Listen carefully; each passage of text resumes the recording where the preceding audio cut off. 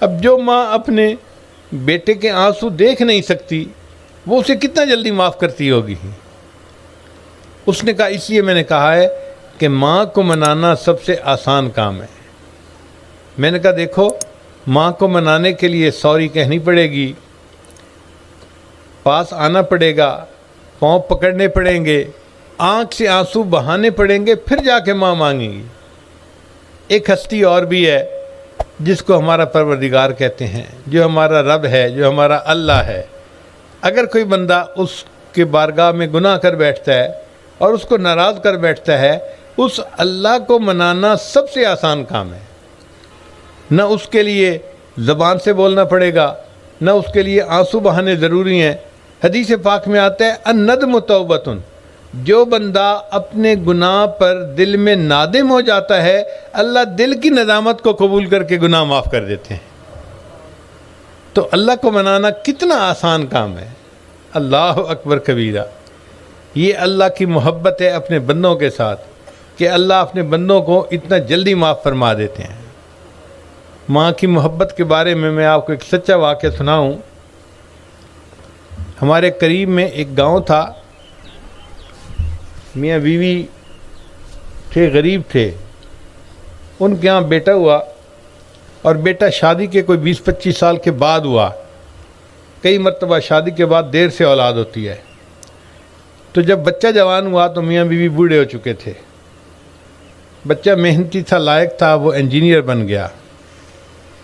اب جب انجینئر بن گیا تو اس نے نوکری کے لیے اپلائی کیا، تو اس کو ایس ڈی او کی نوکری مل گئی اپنے شہر میں.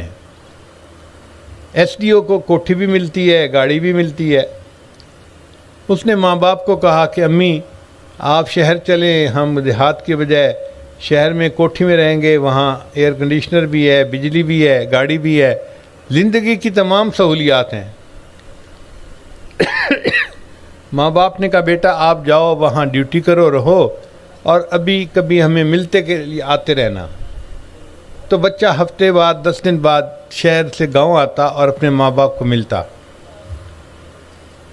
اس دوران بچے نے ارادہ کیا کہ اب میں اپنی شادی کروا لیتا ہوں. اس نے اپنی ماں سے کہا. ماں نے کہا بیٹا زندگی آپ نے گزارنی ہے، جہاں رشتہ آپ کو کوئی پسند ہے ہمیں بتاؤ، ہم آپ کی شادی وہاں کر دیتے ہیں.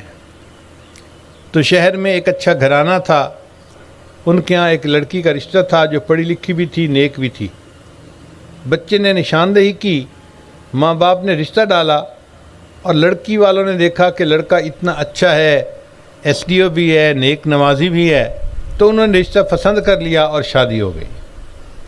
شادی کے بعد دلہن 2-4 دن تو گاؤں میں رہی. پھر اس نے خاوند کو کہا یہاں تو پانی کا پمپ بھی نہیں ہے، نل کا ہے، تو مجھ سے تو یہاں گزارا نہیں ہوتا، نہ واش روم ہے اس طریقے کا، نہ فلاں ہے نہ فلاں ہے، تو مجھے تو شہر لے چلو. لڑکے نے اپنے ماں باپ کو بتایا. ان کا کہ بیٹا تم جاؤ شہر اپنی بیوی کے ساتھ اور وہاں اپنی زندگی گزارو، مگر کبھی کبھی ملنے کے لیے آتے رہنا. تو بچہ اپنی بیوی کو لے کے شہر آ گیا. اب 5-7 سال جو گزرے تو ان کے 2-3 بچے بھی اس دوران ہو گئے. جب کبھی بچہ اپنی ماں باپ کو ملنے کے لیے آتا تو وہ گھر بتاتا میں 2 گھنٹے بعد آ جاؤں گا، مگر قدرتاً 2.5 گھنٹے لگ جاتے یا 3 گھنٹے لگ جاتے. اور بیوی صاحبہ تو گھڑی کو دیکھ رہی ہوتی تھیں، آپ نے 2 گھنٹے کہے تھے تو 2 گھنٹے میں کیوں نہیں آئے.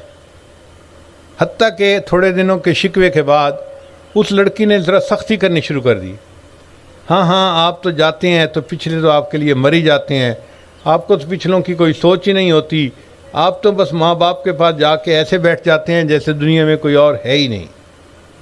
اب بچہ پریشان، ماں باپ کے پاس جانا بھی ضروری ہے، اور بیوی بھی 1-1 منٹ کا خیال رکھتی ہے، زیادہ رہنے نہیں دیتی وہاں. بہرحال نرم طبیعت کا بچہ تھا، اس نے سلجھانے کی سمجھانے کی کوشش تو کی مگر بات سلجھی نہیں. اس دوران اس نے اخبار میں ایک ایڈورٹائزمنٹ دیکھی کہ سعودی عرب میں الیکٹریکل انجینئر کی ضرورت ہے. تو لڑکے نے اس کے لیے اپلائی کر دیا. انٹرویو ہوا، اللہ کی شان دیکھیں کہ لڑکے کی سلیکشن ہو گئی.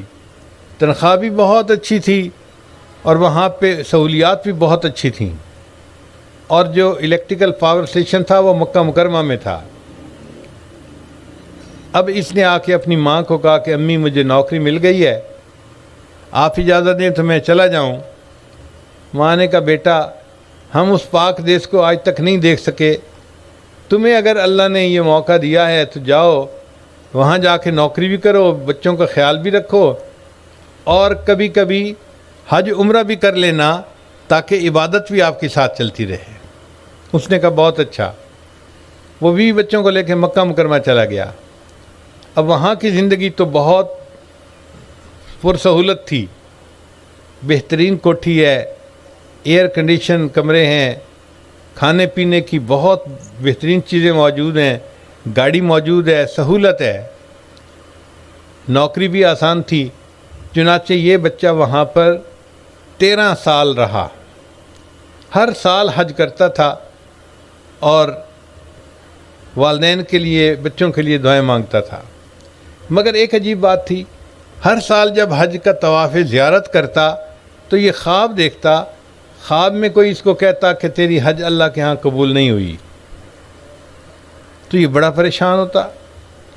جب اس نے 13واں حج کیا تو اس نے پھر رات کو خواب دیکھا، کسی نے کہا کہ تیری حج قبول نہیں ہوئی، تو یہ صبح کے وقت حرم میں گیا، بیت اللہ کے سامنے کھڑا رو رہا ہے اور دعائیں مانگ رہا ہے کہ اللہ مجھ سے کون سی ایسی غلطی ہوئی، میں نے 13 حجیں کی ہیں اور ہر حج کے بعد میں خواب دیکھتا ہوں کہ تیری حج قبول نہیں ہوئی۔ ایک اللہ والے وہاں تھے، انہوں نے اس کو دیکھا تو پوچھا بھئی کیوں رو رہے ہو؟ اس نے اپنی ساری سٹوری سنائی۔ یہ اللہ والے بھی بڑے نباز ہوتے ہیں، جلدی بات کی تہہ تک پہنچ جاتے ہیں۔ انہوں نے فوراً پہچان دیا کہ یہ بچہ جب سے آیا ہے 13 سال ہو گئے، کبھی لوٹ کے واپس نہیں گیا، کوئی اور بہن بھائی بھی اس کا ہے نہیں اور ماں باپ کا کوئی خیال رکھنے والا نہیں۔ انہوں نے اس کو بتایا کہ میاں تم چھٹی لو اور 2 ہفتے اپنے ماں باپ کے پاس جا کر رہو، ان کی خیریت دریافت کرو، ان کی خدمت کرو، پھر واپس آنا۔ چنانچہ اس نے ٹکٹ بنوائی اور یہ اپنے ملک واپس آیا۔ اب 13 سال کے بعد جا رہا تھا اور اس وقت کوئی سیل فون بھی نہیں ہوتے تھے، کوئی رابطے بھی نہیں ہوتے تھے۔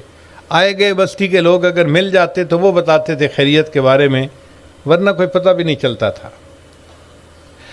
جب یہ اپنی بستی کے قریب پہنچا تو اس کے دل میں خیال آیا کہ مجھے تو یہ بھی پتہ نہیں کہ میرے ماں باپ کس حال میں ہیں، زندہ بھی ہیں یا نہیں ہیں، میں پتہ تو کر لوں۔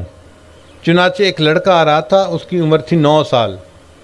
اس نے اس کو روکا اور اپنے والد کا نام لے کر کہا کہ بتاؤ بھائی فلاں میاں کس حال میں ہیں؟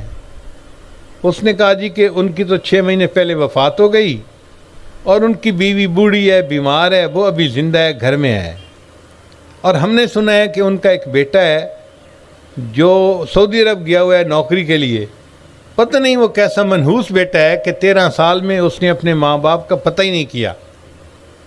اب جب اس لڑکے سے اس نے یہ بات سنی نا تو اس کے دل پہ چوٹ لگی کہ بات تو یہ لڑکا ٹھیک کہہ رہا ہے۔ لڑکے کو پتہ نہیں تھا کہ وہ اسی بندے سے بات کر رہا ہے۔ لڑکا تو یہ بات کر کے چلا گیا، مگر اس کے دل میں ایک نشتر چپ ہو گیا۔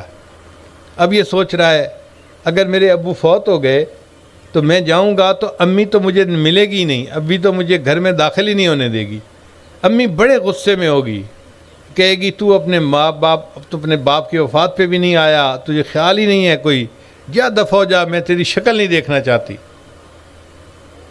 اور ساتھ ساتھ یہ بھی سوچ رہا تھا کہ میں اپنی امی کو مناؤں گا کیسے؟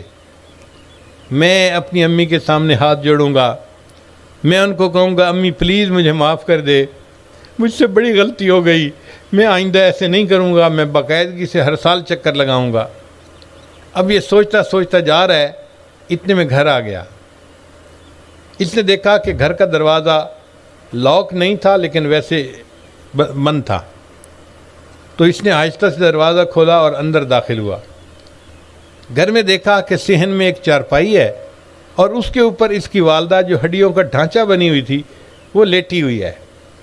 اب اس کے ذہن میں خیال آیا پتہ نہیں میری والدہ سو رہی ہیں یا جاگ رہی ہیں، اگر سو رہی ہوں گی تو میں انتظار کر لوں گا، اگر جاگ رہی ہوں گی تو میں